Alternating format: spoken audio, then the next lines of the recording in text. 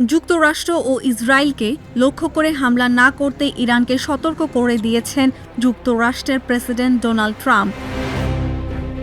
নিজের সামাজিক যোগাযোগ মাধ্যম ট্রুথ সোশ্যালে তিনি লিখেছেন, ইরান মাত্রই জানিয়েছে যে তারা আজ প্রচণ্ড আঘাত হানবে, যা তারা আগে কখনো করেনি।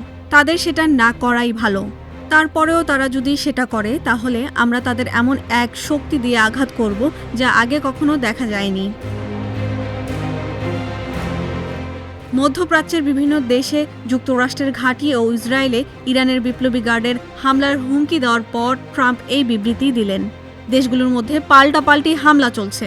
এর আগে ২৮ ফেব্রুয়ারি ইরানের বিভিন্ন শহরে যুক্তরাষ্ট্র ও ইসরায়েলের যৌথ হামলার পর ইরান পাল্টা হামলা চালায়। দুবাই, দোহা, বাহরাইন ও কুয়েতের মার্কিন ঘাঁটি লক্ষ্য করে এরই মধ্যে ক্ষেপণাস্ত্র হামলা চালিয়েছে ইরান।